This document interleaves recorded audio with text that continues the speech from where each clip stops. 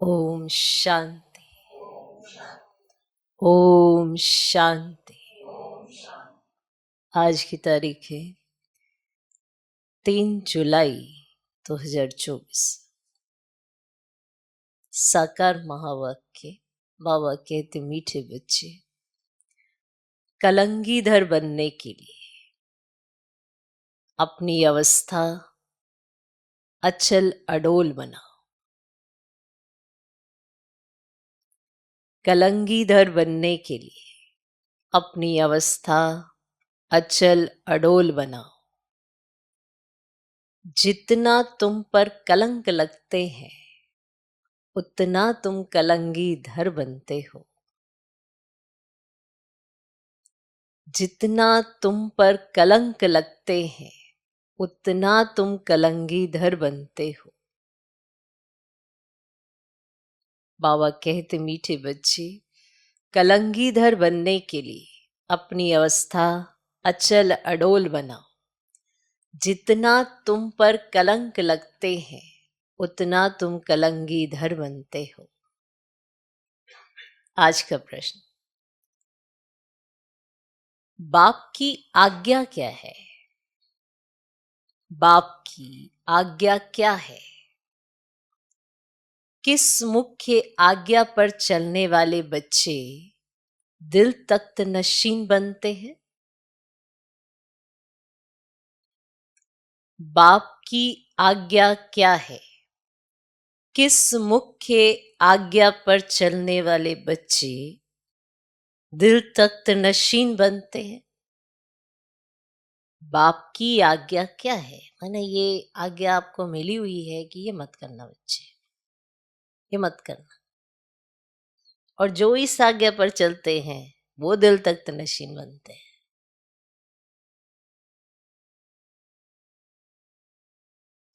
संगठन में रहते हो, कुछ ना कुछ होता रहता है, होता है। घर में भी रहते हो तब भी कुछ ना कुछ होता रहता है। किसी के साथ भी रहोगे तब भी कुछ ना कुछ होगा। क्या खिट खिट होगी ना? घर में रहोगे, बेहद घर में रहोगे, कहीं पर भी रहोगे, खिटखिट होगी, पर आपको नहीं करनी है। ये आज्ञा मिली है कि नहीं मिली है? पर हम ये भूल जाते हैं कि ये आज्ञा हमको मिली है कि हमें खिटखिट नहीं करनी है।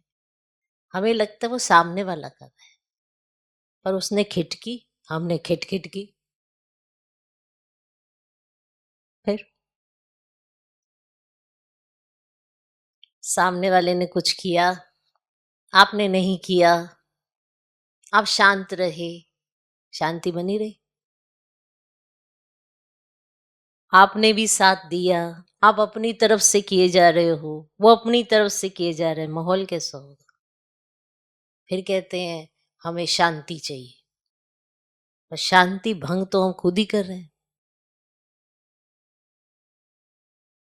नहीं तो पहली आज्ञा क्या है? मीठे बच्चे, तुम्हें कोई से भी खिटखिट नहीं करनी है। बाप की आज्ञा है, ये आज्ञा है। आज्ञा समझते हो? आज्ञा कहते हैं गुरु की आज्ञा सर माथे। तो ये आज्ञा है कि तुम्हें कोई से भी खिटखिट नहीं करनी है। हम कहीं ना कहीं खुद को प्रूफ करने लग जाते हैं। किसी ने कुछ कहा, आपका ऐसे ही नाम लगा दिया, उसने मेरा नाम कैसे लगा दिया, मैंने तो ऐसे कुछ कहा ही नहीं। भैया खिटखिट शुरू। जिसने कहा उसको बोलो, मेरे को क्यों बोलो, मेरे को क्यों इन्वॉल्व कर रहे हो? भाई उसकी बुद्धि क्या करती है क्या नहीं करती है, आप क्यों खिटखिट कर रहे हैं?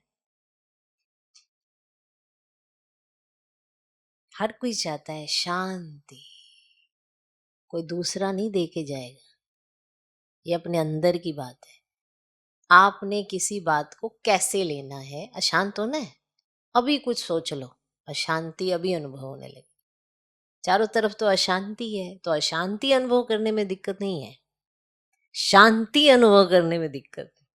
वहीं आपकी अपनी मेहनत है क्यों? क्योंकि अभी आप अपने स्वधर्म में स्थित ही नहीं हो पाते, अपने स्वमान में आ ही नहीं पाते। वो बातें सोचने लगते हो जो आपकी इमेजिनेशन है, प्रैक्टिकल नहीं है।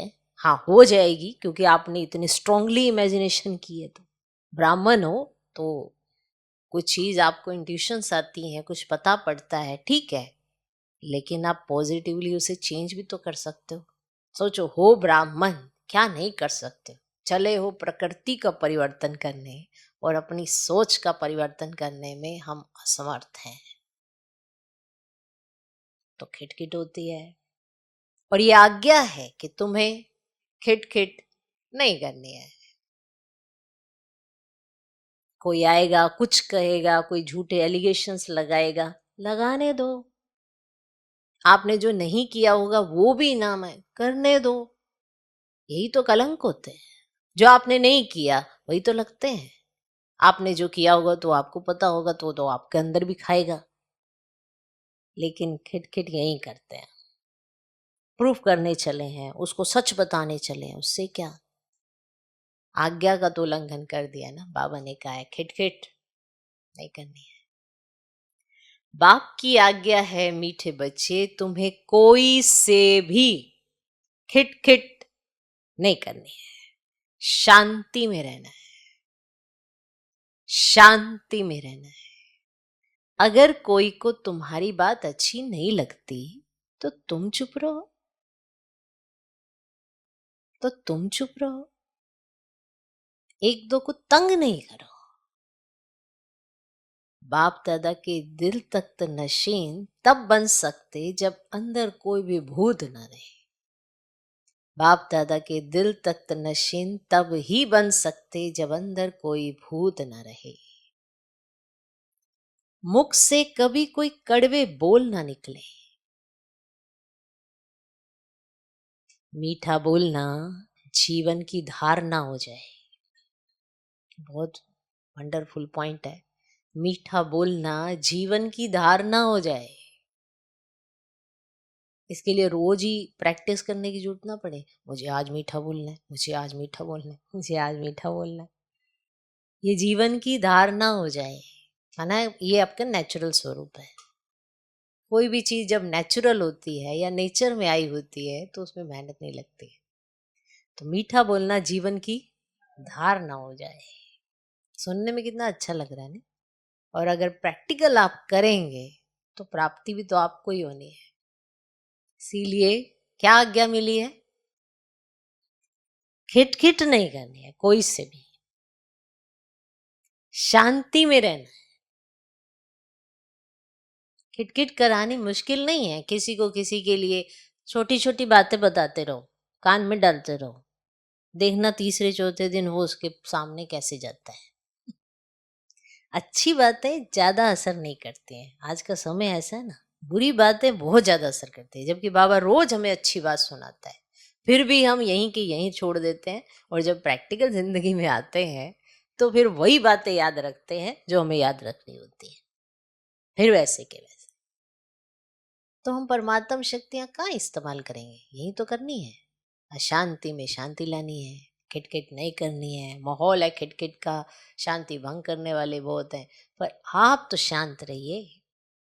कोई आपकी बात नहीं सुनता, चुप रहिए। एक दो को तंग नहीं करो, क्योंकि ये जो बोल है ना, ये तलवार से भी ज्यादा खतरनाक है। कई बार हमने बोल दिया, हमने उसको बोल दिया, इसको बोल दिया, हम बोलते चले जाते, पर हम क्या बोल रहे हैं? थोड़ा रुको तो सही, थोड़ा रुको, थोड़ा देखो। वही बोल अगर तुम्हें कोई बोले, कैसा लगेगा? जो बोल आप दूसरों को बोल रहे हो, वही बोल आपको पलट के कोई और आके बोले, कैसा लगेगा? तो हमेशा वही बोलो जो पलट के सुनने के लिए तैयार हो। बस सिंपल सी बात है। क्योंकि दूसरों को बोलना तो बड़ा ही आसान है, खुद सुन पाना बड़ा ही मुश्किल है। इसीलिए एक दो को तंग करना बंद करें, मुख से कड़वे बोल बोलना बंद करें, बस। और मीठा बोलना ये आपकी जीवन की धारणा हो जाए। ओम शांति। भगवान उवाच आत्म अभिमानी भव। पहले पहले जरूर कहना पड़े, है ना। भगवान को सुनाएगा इससे पहले आप इस स्थिति में आ जाए। आत्म अभिमानी भव, यह है बच्चों के लिए सावधानी, है ना। भगवान जो कहेगा वो आत्मा सुनेगी और उस स्थिति में स्थित होगी तो अंदर जाएगा, वरना कुछ समझ नहीं आएगा। ऐसा लगेगा पॉसिबल ही नहीं है शायद। इसीलिए ये है बच्चों के लिए सावधानी। बाप कहते हैं कि हम बच्चे बच्चे कहते हैं तो आत्माओं को ही देखता हूं। शरीर तो पुरानी जुत्ती है, ये सत्व प्रधान बन ही नहीं सकता। सत्व प्रधान शरीर तो सत्युग में ही मिलेगा। अभी तुम्हारी आत्मा सत्व प्रधान बन रही है, शरीर तो वही पुराना है। अभी तुमको अपनी आत्मा को सुधारना है, अभी तुमको अपनी आत्मा को सुधारना है, पवित्र बनना है। सत्युग में शरीर भी पवित्र मिलेगा। आत्मा को शुद्ध करने के लिए एक बाप को याद करना होता है। बाप भी आत्मा को देखते हैं, सिर्फ देखने से आत्मा शुद्ध नहीं बनेगी। वे तो जितना बाप को याद करेंगे उतना शुद्ध होते जाएंगे। ये तो तुम्हारा काम है। बाप को याद करते करते सत्व प्रधान बनना है। बाप तो आया ही है रास्ता बताने। ये शरीर तो अंत तक पुराना ही रहेगा। ये तो सिर्फ कर्म इंद्रियां हैं जिससे आत्मा का कनेक्शन है। आत्मा गुलगुल बन जाती है फिर कर्तव्य भी अच्छे करती है। जब आत्मा गुलगुल बन जाती है तो कर्तव्य भी अच्छे करती है। कौन? आत्मा। वहां पंछी जानवर भी अच्छे अच्छे रहते हैं। अब यहां आत्मा गुलगुल बनेगी तो कर्तव्य भी अच्छे से करेगी, और वहां पर तो पंछी जानवर अच्छे अच्छे रहते हैं। यहां चिड़ियां जो होती है, चिड़ियां मनुष्य को देख भागती हैं, उड़ जाती है ना फटाफट। जैसे ही आप चिड़िया के पास पहुंचोगे तो वो उड़ जाती है। वहां तो ऐसे अच्छे अच्छे पंछी तुम्हारे आगे पीछे घूमते फिरते रहेंगे, वह भी कायदे से। ऐसे नहीं घर के अंदर घुस आएंगे, गंद करके जाएंगे, नहीं। बहुत कायदे की दुनिया होती है। आगे चल तुमको सब साक्षात्कार होते रहे। अभी मार्जिन तो बहुत पड़ी है। स्वर्ग की महिमा तो अपरंपार है, बाप की महिमा भी अपरंपार है, तो बाप की प्रॉपर्टी की महिमा भी अपरंपार है। बच्चों को कितना नशा चढ़ना चाहिए। बाप कहते हैं मैं उन आत्माओं को याद करता हूं जो सर्विस करते हैं, वे ऑटोमेटिकली याद आते हैं। आत्मा में मन बुद्धि है ना, समझते हैं कि हम फर्स्ट नंबर की सर्विस करते या सेकंड नंबर की करते हैं, तो ये सब नंबरवार समझते हैं। कोई तो म्यूजियम बनाते हैं, प्रेसिडेंट गवर्नर आदि के पास जाते हैं, जरूर अच्छी रीति समझाते होंगे। सब में अपना अपना गुण है। कोई में अच्छे गुण होते हैं तो कहा जाता है ये कितना गुणवान है।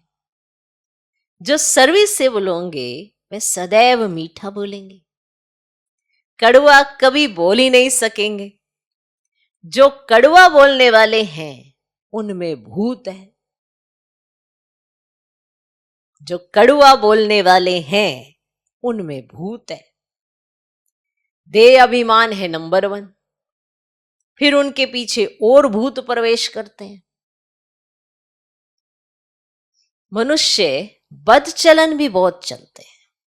बाप कहते हैं इन बेचारों का दोष नहीं है, तुमको मेहनत ऐसी करनी है जो कल पहले की है। अपने को आत्मा समझ, बाप को याद करो, फिर आहिस्ते आहिस्ते सारे विश्व की डोर तुम्हारे हाथों में आने वाली है।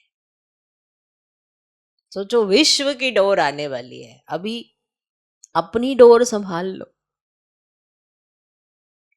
अपनी डोर संभलेगी तो अपने घर गृहस्थ जो भी है, हद की बेहद की, उसकी डोर भी संभाल पाओगे। फिर विश्व की डोर संभालनी है या अपनी डोर से ही परेशान हो।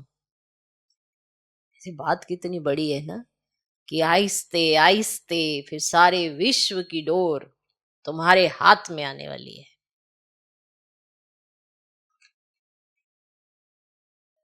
ड्रामा का चक्र है। टाइम भी ठीक बताते हैं, बाकी बहुत कम समय बचा है। वो लोग आजादी देते हैं तो दो टुकड़ा कर देते हैं। दी आजादी पर टुकड़े करके दी, ये कैसी आजादी? है ना, जैसे कि प्रॉपर्टी हमारी दी पर तोड़ के दी, भाई भाई अलग करके दी। नहीं, वो लोग आजादी देते हैं तो दो टुकड़ा कर देते हैं, आपस में लड़ते रहे। अब ये राज सुनना कि मिली हमें आजादी पर टुकड़ा करके, ताकि हम आपस में लड़ते रहे। नहीं तो उन्हों का बारूद आदि कौन लेगा? यह भी उन्हों का व्यापार है ना। ड्रामा अनुसार यह भी उन्हों की चालाकी है। यहां भी टुकड़े टुकड़े कर दिए। वह कहते ये टुकड़ा हमको मिले, पूरा बंटवारा नहीं किया गया है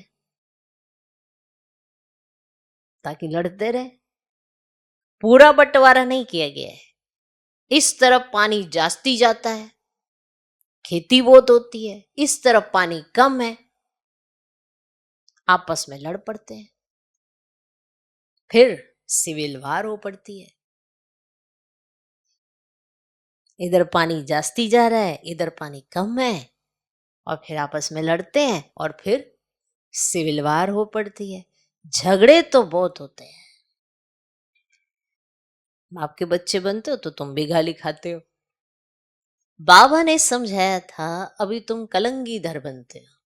जैसे बाबा गाली खाते हैं तुम भी गाली खाते हो।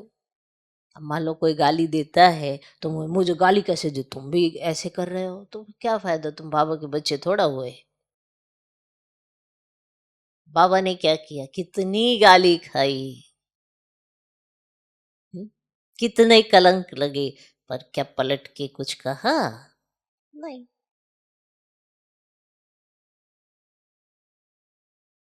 तो तुम जब बाप के बच्चे बने हो तो तुम भी गाली खाते हो। बाबा ने समझाया था अभी तुम कलंगीधर बनते हो।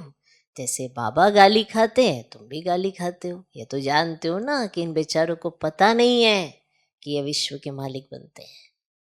84 जन्मों की बात तो बहुत सहज है। आप ही पूज्य, आप ही पुजारी भी तुम बनते हो। कोई की बुद्धि में धारणा नहीं होती, ये भी ड्रामा में उनका ऐसा पार्ट है। कर क्या सकते हैं?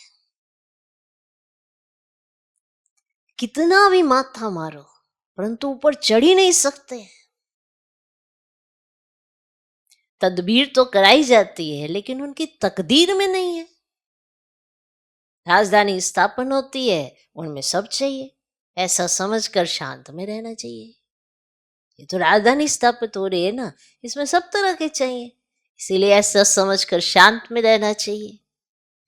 कोई इससे भी खिटपिट की बात नहीं, प्यार से समझाना पड़ता है, ऐसे ना करो। ये आत्मा सुनती है, इससे और ही पद कम हो जाएगा। कोई कोई को अच्छी बात समझाओ तो भी अशांत तो पड़ते हैं, तो छोड़ देना चाहिए। ये नहीं कि शांति नहीं रहो और बस लगे हुए हो, अपनी शांति भंग किए जा रहे हो। क्यों? अगर किसी को आप अच्छी बात भी समझाते हो, माना आप तदबीर कर रहे हो ना कि ताकि उसकी तकदीर सुधर जाए, पर अगर आप किसी को अच्छी बात भी समझाते हो नहीं समझ रहा है तो छोड़ देना चाहिए। खुद भी ऐसा होगा तो एक दो को तंग करता रहेगा। आप खुद ही ऐसे होंगे तो फिर आप दूसरे को तंग करते रहेंगे, ये पिछाड़ी तक रहेगा। माया भी दिन प्रतिदिन कड़ी होती जाती है। महारथियों से माया भी महारथी होकर लड़ती है। माया के तूफान आते हैं, फिर प्रैक्टिस हो जाती है बाप को याद करने की, एकदम जैसे अचल अडोल रहते हैं। समझते हैं माया हैरान करेगी, डरना नहीं है। कलंगीधर बनने वालों पर कलंक लगते हैं, इसमें नाराज नहीं होना चाहिए। कोई गाली देता है, कुछ कहता है, बड़ा ऐसे अंदर ना दिल भर लेते हैं। कह रही जैसे कई बार कोई कमेंट करता है, किसी के नाम से भी कर देता है, ये देखो ये आए हैं, ये ब्रह्मा कुमारी हैं, ये है वो, बहुत तो अंदर दिल भर लेते हैं, मेरे को ऐसे कमेंट कर दिया। ये तो नॉर्मल सी बात है, ये तो शुरुआती सहन करना है, अभी तो सहन करने में तो बहुत कुछ है। तो भर लेते अपनी दिल और कहते हैं ऐसे कैसे मुझे गाली दे दी। अरे भैया उनका पार्ट चल रहा है अभी गाली देने का, तुम्हारा समाने का चल रहा है, उसमें नाराज नहीं होना चाहिए। अखबार वाले कुछ भी खिलाफ डालते हैं क्योंकि पवित्रता की बात है, अखबारों में डलता है ना, तो वो खिलाफ डालेंगे क्योंकि यहाँ पे पवित्रता की बात है। अबलाओं पर अत्याचार होंगे, अक्कासुर बक्कासुर नाम भी है, तो वो करते हैं ऐसा, आपके खिलाफ जाते हैं, कुछ का कुछ कहते हैं, आपको एकदम क्रोध आ जाएगा, आप भी वैसे रिएक्ट करेंगे तो कौन कहेगा ये भगवान के बच्चे हैं। घर में ही अगर आप ऐसे चिल्लाते हैं, कुछ ऐसा बोलते हैं, तो हर कोई कहता है अच्छा ये जाते हैं वहां, लगता तो नहीं है, लगता तो नहीं है। तो ये अक्कासुर बकासुर ये नाम भी है, स्त्रियों का नाम भी है, पूतना सुपनखा है। ऐसा नहीं कि पुरुष ही ऐसे हैं, ऐसा नहीं कि स्त्रियां ऐसी हैं, दोनों है ना, क्योंकि 5 विकार उसमें भी है, 5 विकार उसमें भी है, तो दोनों के नाम है। उधर अक्कासुर बकासुर, इधर पूतना सुपनखा, ये भी है, सब तरह के हैं। अब बच्चे पहले पहले महिमा भी बाप की सुनाते हैं, तो बेहद का बाप कहते तुम आत्मा हो, ये नॉलेज एक बाप के सिवाय कोई दे नहीं सकता। रचता और रचना का ज्ञान यह है पढ़ाई, जिससे तुम स्वदर्शन चक्रधारी बन चक्रवर्ती राजा बनते हो। अलंकार भी तुम्हारे हैं, परंतु तुम ब्राह्मण पुरुषार्थी हो, इसलिए ये अलंकार विष्णु को दे दिया है, क्योंकि तुम पुरुषार्थी हो ना। आज देखो तो ऐसा लगता है कि ये तो बन गए, संपूर्ण हो गए, और कल देखो कैसा लगता है। तो ये ऊपर नीचे तुम्हारा चलता रहता है, इसलिए तुम पर अलंकार दे नहीं सकते, तो इसलिए विष्णु को दे दिया है। तो यह सब बातें, आत्मा क्या है, परमात्मा क्या है, कोई भी बता नहीं सकते। आत्मा कहाँ से आई, निकल कैसे जाती है, कभी कहते हैं आंखों से निकली, कभी कहते हैं भ्रकुटी से निकली, और कभी कहते हैं माथे से ही निकल गई। अब ये तो कोई जान ही नहीं सकता। अभी तुम जानते हो आत्मा शरीर ऐसे छोड़ेगी, बैठे बैठे बाप की याद में देह का त्याग कर देंगे। तो बाप के पास तो खुशी से जाना है, वो पुराना शरीर खुशी से छोड़ना है। तो जैसे सर्प का मिसाल है ना, और जानवरों में भी जो अक्ल है वह मनुष्यों में नहीं है। वह सन्यासी आदि तो सभी सिर्फ दृष्टांत देते हैं। तो बाप कहते तुमको ऐसा बनना है जैसे भ्रमरी कीड़े को ट्रांसफर कर देती है ना, तुमको भी मनुष्य रूपी कीड़े को ट्रांसफर कर देना है। सिर्फ दृष्टांत नहीं देना है, लेकिन प्रैक्टिकल करना है। अब तुम बच्चों को वापस घर जाना है, तो तुम बाप से वर्षा पा रहे हो, तो अंदर में खुशी होनी चाहिए। तो वे तो वर्षे को जानते ही नहीं है। तो शांति तो सबको मिलती है, सब शांति धाम में जाते हैं, तो सिवाय बाप के कोई भी सर्व की सदगति नहीं करते। तो यह भी समझाना होता है तुम्हारा निवृत्ति मार्ग है, तुम तो ब्रह्म में लीन होने का पुरुषार्थ करते हो, तो बाप तो प्रवृत्ति मार्ग बनाते हैं। तो ये बहुत गुह्य बात है। तो पहले तो कोई को अलफ बे ही पढ़ाना होता है, पढ़ाना पड़ता है ना। तो बोलो तुमको 2 बाप हैं, हद का और बेहद का। तो हद के बाप के पास तो जन्म लेते हो ना विकार से, तो कितने अपार दुख मिलते हैं, और सत्युग में तो अपार सुख है। वहां तो जन्म ही मक्खन मिसल होता है, कोई दुख की बात नहीं, नाम ही है स्वर्ग। और बेहद के बाप से बेहद की बादशाही का वर्षा मिलता है। पहले है सुख, पीछे है दुख। पहले दुख और फिर सुख कहना रोंग है। तो पहले नई दुनिया स्थापन होती है, पुरानी थोड़ी स्थापन होती है। तो पुराना मकान कभी कोई बनाते हैं क्या? आज मैं पुराना मकान बना रहा हूं, कोई कहेगा क्या? नया मकान ही बनाया जाता है, पुराना तो वो हो जाता है। तो नई दुनिया में तो रावण हो ना सके, तो यह भी बाप समझाते हैं। तो बुद्धि में युक्तियां हो, तो बेहद का बाप बेहद का सुख देते हैं। कैसे देते हैं आओ तो समझाएं। अब कहने की भी युक्ति चाहिए। दुख धाम के दुखों का भी तुम साक्षात्कार कराओ।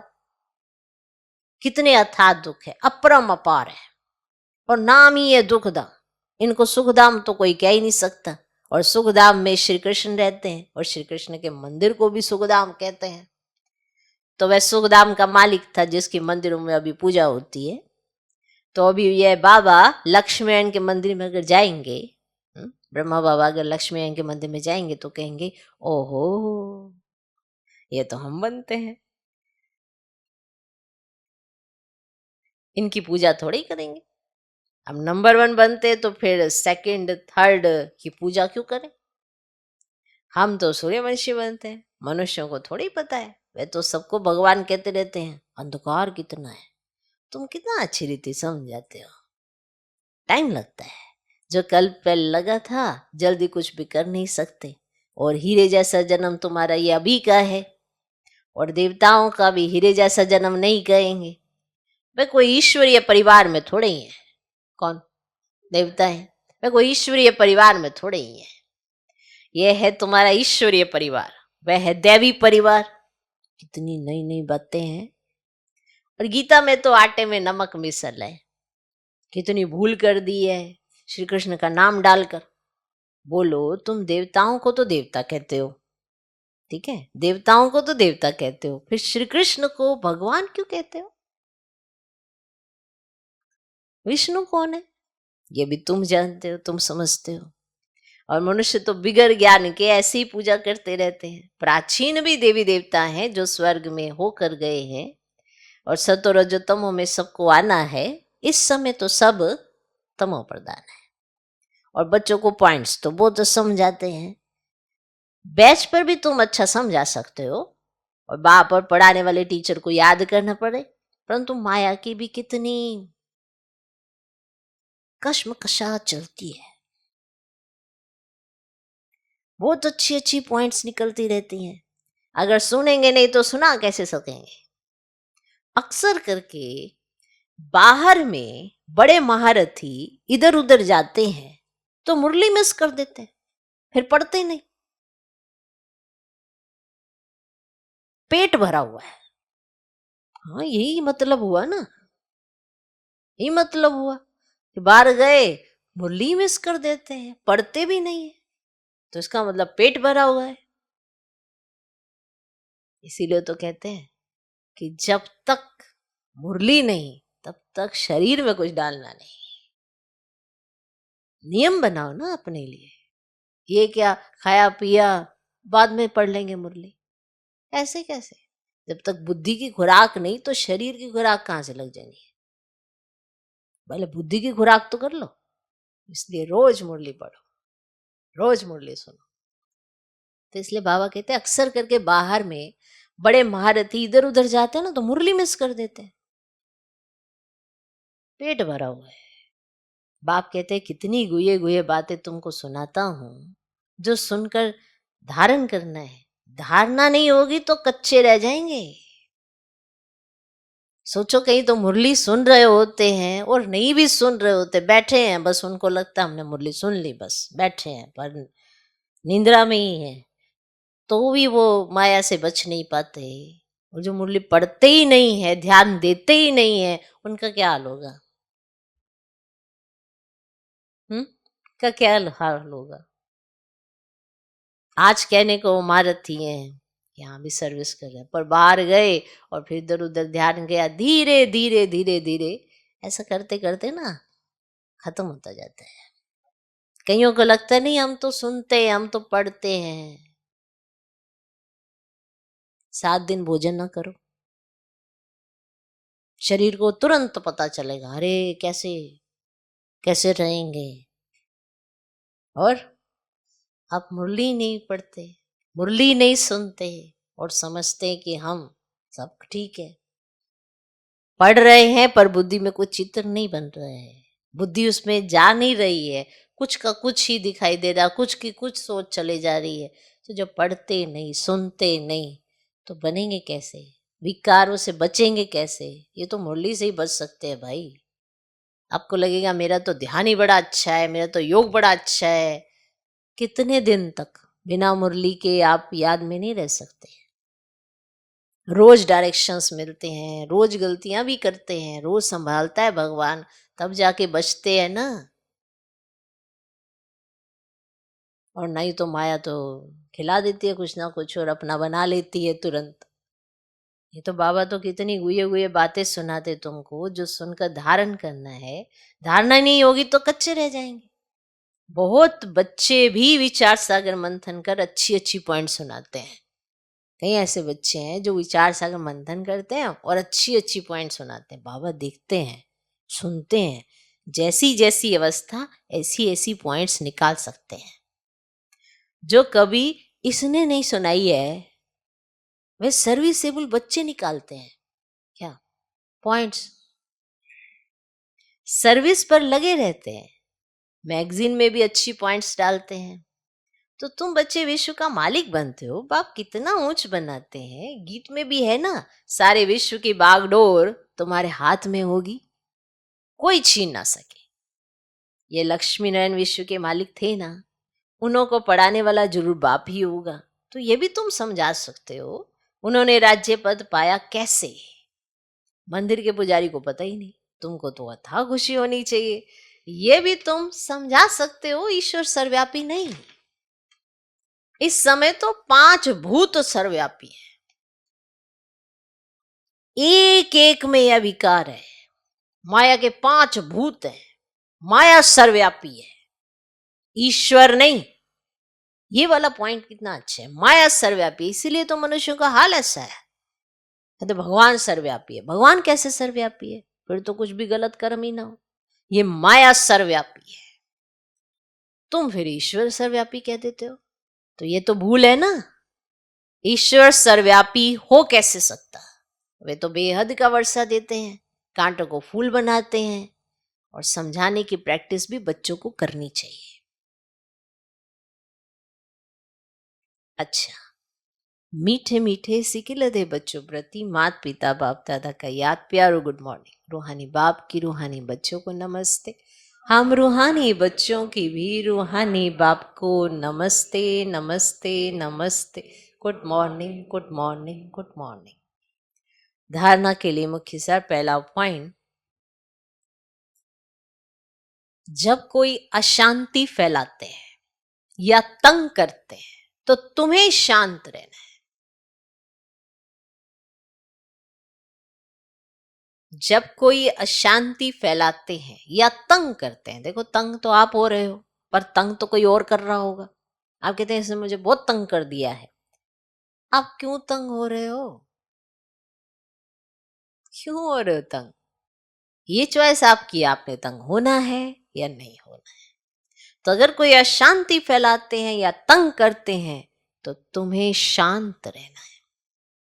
ये नहीं कि मुंह से तो आपने किसी को कुछ कहा नहीं, पर अंदर बुगड़ बुगड़ चलते फिरते वाइब्रेशंस या आप दरवाजों को बताते जा रहे हो या इधर उधर इन चीजों को बताते जा रहे हो, ये फोड़ा वो फोड़ा। अरे हर निर्जीव चीज भी तुमसे पूछेगी, पलट के तुम्हारे ऊपर ही अटैक करेगी।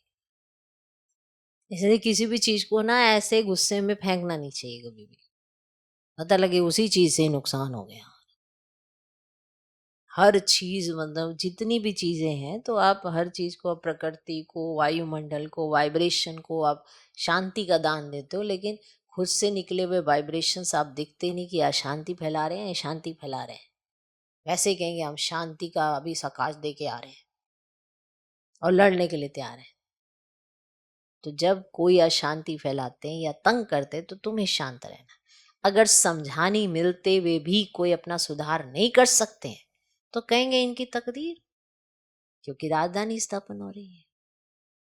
ये पॉइंट है कि आप अपने को शांत कर सकते हो। कि अगर आपने किसी को समझानी दी या बाबा ने भी दी और वो नहीं बदल रहा है तो कोई बात नहीं ना, तुम तो बदल लो, खुद को बदल लो। और अगर समझाने मिलने पर भी कोई अपना सुधार नहीं कर सकते तो कहेंगे इनकी तकदीर, क्योंकि राजधानी स्थापन हो रही है। इसलिए हमने आपको बताया लास्ट में जो बाबा साक्षी होता है वो इसी पॉइंट से होता है। पहले वो कितनी मेहनत करता है एक एक बच्चे के ऊपर, आप देख सकते हो अपने ऊपर, इतनी मेहनत चल रही है, फिर लास्ट में क्या चलेगा? हर एक का अपना अपना पार्ट है, अच्छा बच्चे, बस। उसको कोई गिला, कोई शिकवा, कोई वो कुछ नहीं रहेगा, वो न्यारा हो जाएगा।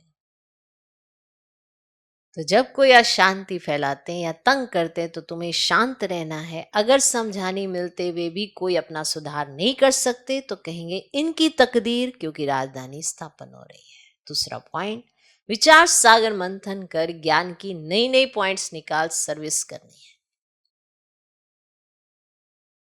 विचार सागर मंथन कर ज्ञान की नई नई पॉइंट्स निकाल सर्विस करनी है। बाप मुरली में जो रोज बाप मुरली में रोज जो गुह्य बातें सुनाते हैं वे कभी मिस नहीं करनी है। बाप मुरली में रोज जो गुह्य बातें सुनाते हैं वे कभी मिस नहीं करनी है।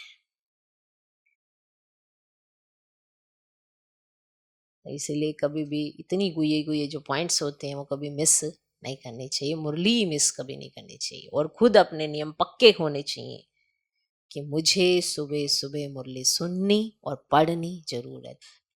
तो विचार सागर मंथन कर ज्ञान की नई नई पॉइंट्स निकाल सर्विस करनी है। बाप मुरली में रोज जो ये बातें सुनाते हैं वे कभी मिस नहीं करनी है। आज का वरदान, पवित्रता को आदि अनादि विशेष गुण के रूप में सहज अपनाने वाले पूज्य आत्मा भाव। पवित्रता को आदि अनादि विशेष गुण के रूप में सहज अपनाने वाले पूज्य आत्मा भाव। पूजनीय बनने का विशेष आधार पवित्रता पर है। जितना सर्व प्रकार की पवित्रता को अपनाते हो उतना सर्व प्रकार से पूजनीय बनते हो। जो विधि पूर्वक आदि अनादि विशेष गुण के रूप से पवित्रता को अपनाते हैं वही विधि पूर्वक पूजे जाते हैं। जो ज्ञानी और अज्ञानी आत्माओं के संपर्क में आते पवित्र वृत्ति, दृष्टि, वाइब्रेशन से यथार्थ संपर्क संबंध निभाते हैं, स्वप्न में भी जिनकी पवित्रता खंडित नहीं होती है वही विधि पूर्वक पूजे जाते हैं और पूजनीय है, पूज्य बनते हैं। ऐसा नहीं कि आप व्यवहार में नहीं आएंगे, संबंध संपर्क में नहीं आएंगे, सब होगा, लेकिन कैसे?